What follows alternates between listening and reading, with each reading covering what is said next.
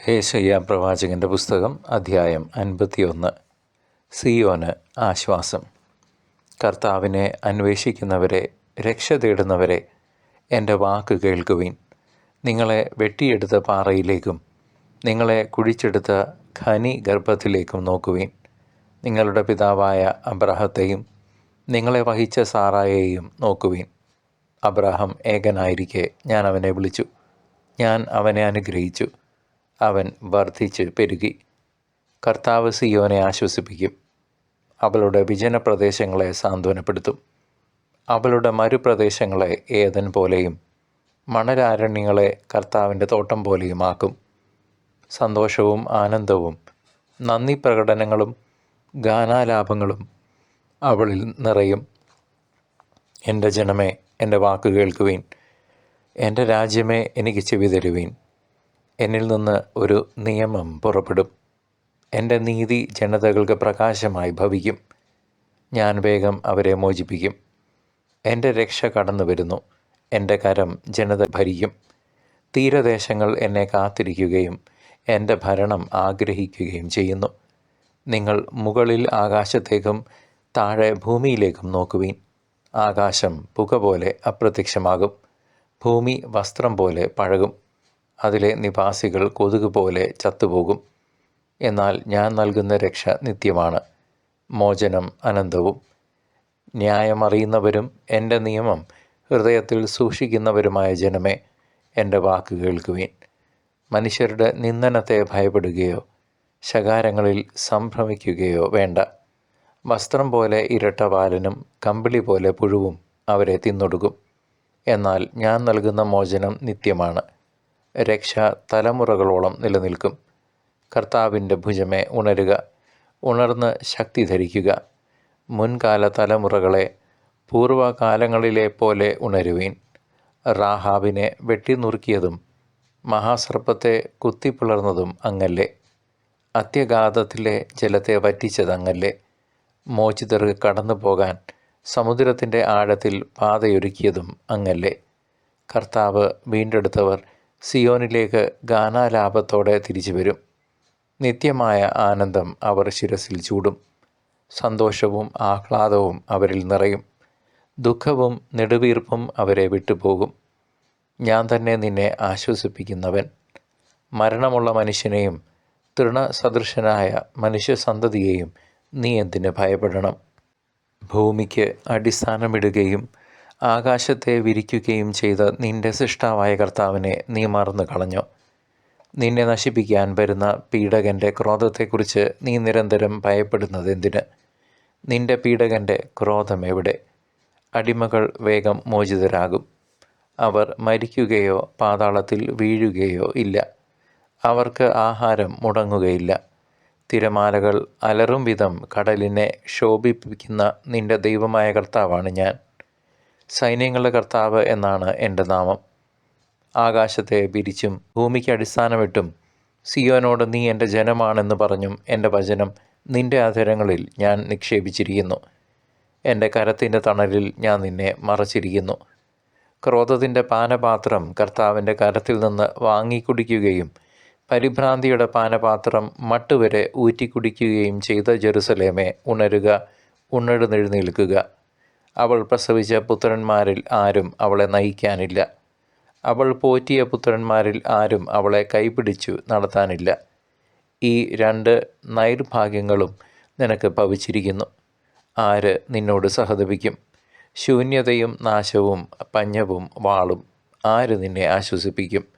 വലയിൽ കുടുങ്ങിയ മാനിനെ പോലെ നിന്റെ പുത്രർ വഴിക്കവലകളിൽ മയങ്ങിക്കിടക്കുന്നു. അവരുടെ മേൽ കർത്താവിൻ്റെ ക്രോധവും ദൈവത്തിൻ്റെ ഭർത്സനവും കുന്നുകൂടിയിരിക്കുന്നു. അതിപീഡനം സഹിക്കുന്നവളെ, വീഞ്ഞു കുടിക്കാതെ ബോധമറ്റവളെ കേൾക്കുക. തൻ്റെ ജനത്തിനു വേണ്ടി വാദിക്കുന്ന നിന്റെ ദൈവമായ കർത്താവ് അരുളി ചെയ്യുന്നു, ഇതാ, പരിഭ്രാന്തിയുടെ പാനപാത്രം നിന്റെ കയ്യിൽ നിന്ന് ഞാൻ എടുത്തു മാറ്റിയിരിക്കുന്നു. ക്രോധത്തിൻ്റെ പാനപാത്രം മേലിൽ നീ കുടിക്കുകയില്ല. കുനിയുക, ഞാൻ കടന്നു പോകട്ടെ എന്ന് നിന്നെ ദ്രോഹിച്ചവർ പറയുമ്പോൾ അവർക്ക് കടന്നു പോകാനുള്ള നിലവും തെരുവീഥിയും പോലെ നീ നിന്റെ പുറം വിട്ടുകൊടുത്തിരുന്നല്ലോ. അവരുടെ കയ്യിൽ ഞാൻ ഈ പാനപാത്രം വച്ചു കൊടുക്കും. കർത്താവായ യേശുവിൽ ഏറ്റവും സ്നേഹം നിറഞ്ഞ സഹോദരങ്ങളെ, യെശയ്യാ പ്രവാചകൻ്റെ പുസ്തകം 51-ാം അധ്യായത്തെ ആസ്പദമാക്കി നമുക്ക് അല്പസമയം ധ്യാനിക്കാം. ബാബിലോണിലെ പ്രവാസത്തിൻ്റെ കൈപ്പേറിയ നാളുകളിൽ പ്രത്യാശ നഷ്ടപ്പെട്ട ഇസ്രായേൽ ജനത്തോടെയാണ് ദൈവം ഈ അധ്യായത്തിലൂടെ സംസാരിക്കുന്നത്. രാഷ്ട്രീയമായും ആത്മീയമായും തളർന്നുപോയ ഒരു ജനതയ്ക്ക് സമാശ്വാസം നൽകാനായി യെശയ്യാ പ്രവാചകൻ ദൈവത്തിൻ്റെ വാഗ്ദാനങ്ങൾ ഇവിടെ വിളിച്ചോതുന്നു.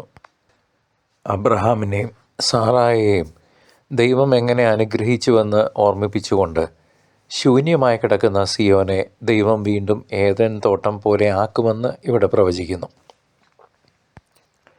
വിഗ്രഹാരാധനയുടെയും പാപത്തിൻ്റെയും ഫലമായി വിധിക്കപ്പെട്ട ജനത്തിനു മുമ്പിൽ നീതിയും രക്ഷയും ഉടനെ വരും എന്നതാണ് ഈ അധ്യായത്തിൻ്റെ കേന്ദ്ര സന്ദേശം. ചരിത്രപരമായി നോക്കിയാൽ പേർഷ്യൻ രാജാവായ സൈറസിൻ്റെ വരവോടെ ബാബിലോണിൽ നിന്നുള്ള വിമോചനം എങ്ങനെ ആയിരിക്കുമെന്ന് ഈ വചനങ്ങൾ മുൻകൂട്ടി കാണിച്ചു തരുന്നുണ്ട്.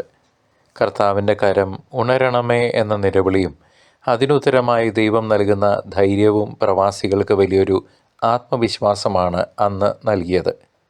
ദൈവത്തിൻ്റെ വാഗ്ദാനങ്ങൾ ഒരിക്കലും മാറില്ലെന്നും ആകാശവും ഭൂമിയും മാറിയാലും അവിടുത്തെ രക്ഷ എന്നേക്കും നിലനിൽക്കുമെന്നും യെശയ്യാ പ്രവാചകൻ അടിവരയിട്ട് നമ്മോട് പറയുന്നു.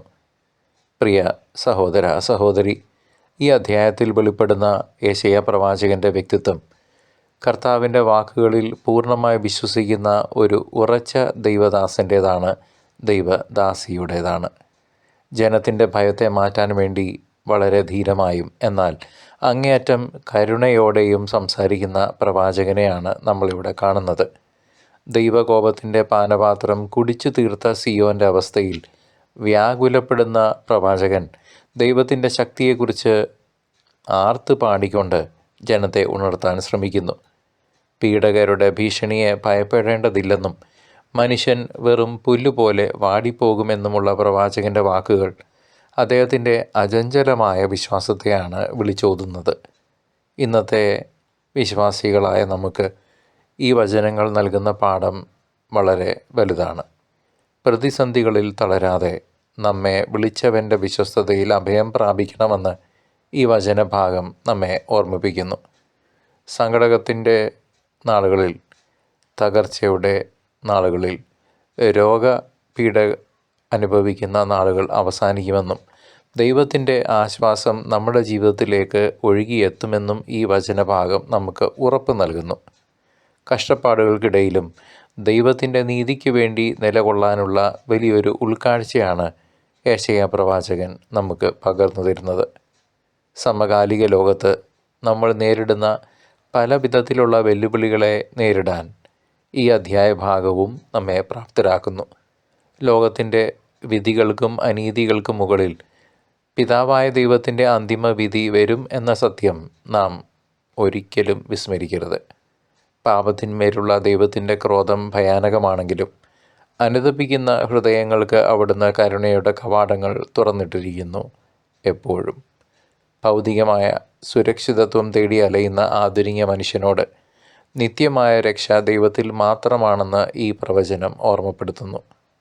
നൈമിഷികമായ പീഡനങ്ങളെ ഭയപ്പെടാതെ സത്യത്തിനും നീതിക്കും വേണ്ടി ധീരമായി നിലകൊള്ളാൻ സഭാംഗങ്ങളായ നമ്മൾ ഓരോരുത്തരും വിളിക്കപ്പെട്ടിരിക്കുന്നു. വരാനിരിക്കുന്ന ന്യായവിധിയെക്കുറിച്ച് ജാഗരൂകരായിരിക്കുമ്പോഴും ദൈവത്തിൻ്റെ അപാരമായ കൃപയിൽ പ്രത്യാശ വയ്ക്കാൻ ഈ വചനഭാഗം നമ്മെ പ്രേരിപ്പിക്കുന്നു. ഓരോ പ്രതിസന്ധിയും ദൈവത്തിൻ്റെ കരത്തെ മുറുകെ പിടിക്കാനുള്ള മറ്റൊരവസരമായി കണ്ട് വിശ്വാസത്തിൽ വളരാൻ നാം ഇന്നേ ദിവസം എങ്കിലും പരിശ്രമിക്കേണ്ടതുണ്ട്. കർത്താവായ യേശുവിൻ്റെ രണ്ടാം വരവിനായി ഒരുങ്ങുന്ന ഒരു സമൂഹം എന്ന നിലയിൽ യെശയ്യാ പ്രവാചകൻ്റെ 51-ാം അധ്യായം നമുക്ക് വലിയൊരു പ്രചോദനം കൂടിയാണ്. കർത്താവ് തൻ്റെ ജനത്തെ വീണ്ടെടുക്കാൻ വരുമ്പോൾ സങ്കടവും നെടുവീർപ്പും ഓടിപ്പോകുമെന്നും നിത്യമായ സന്തോഷം നമ്മെ തേടിയെത്തുമെന്നും ഈ വചനഭാഗം വാഗ്ദാനം ചെയ്യുന്നു. ലോകത്തിൻ്റെ ആഡംബരങ്ങളിലും ഭയങ്ങളിലും കുടുങ്ങിക്കിടക്കാതെ കർത്താവിൻ്റെ മഹത്വം വെളിപ്പെടുന്ന ആ ദിനത്തിനായി നാം ജാഗ്രതയോടെ കാത്തിരിക്കണം. വിശുദ്ധിയിലും പ്രാർത്ഥനയിലും ഒരുങ്ങിയിരുന്നുകൊണ്ട് അവിടുത്തെ രാജ്യത്തിൻ്റെ വരവിനായി നമുക്ക് ഒന്നു ചേർന്ന് പ്രത്യാശയോടെ കാത്തിരിക്കാം. പിതാവായ ദൈവം നമുക്ക് നൽകിയിട്ടുള്ള രക്ഷയുടെ വസ്ത്രം ധരിച്ച് അവിടുത്തെ നീതിയിൽ ഉറച്ചു നിൽക്കാൻ നമുക്ക് ഓരോരുത്തർക്കും പരിശ്രമിക്കാം. ഇന്ന് തന്നെ നമ്മുടെ കർത്താവ് തൻ്റെ വാഗ്ദാനങ്ങളിൽ വിശ്വസ്തനാണ്. അവിടുന്ന് നമ്മെ ഒരിക്കലും കൈവിടുകയില്ല എന്ന സത്യം നമുക്ക് മുറുകെ പിടിക്കാം. ഈ വാക്കുകൾ നിങ്ങളുടെ ഹൃദയങ്ങളിൽ വലിയൊരു ആത്മീയ ഉണർവും സമാധാനവും നിറയ്ക്കട്ടെ എന്ന് ഞാൻ ആത്മാർത്ഥമായി പ്രാർത്ഥിക്കുന്നു. സർവശക്തനായ ദൈവം നിങ്ങളെയും നിങ്ങളുടെ കുടുംബാംഗങ്ങളെയും നിങ്ങളുടെ ജീവിത സാഹചര്യങ്ങളെയും തൻ്റെ തിരുക്കുമാരൻ്റെ തിരുരക്തത്താൽ കഴുകി വിശുദ്ധീകരിച്ച് പരിശുദ്ധാത്മാഭിഷേകത്താൽ നിറയ്ക്കട്ടെ, ഇപ്പോഴും എപ്പോഴും എന്നേക്കും. ആമേൻ.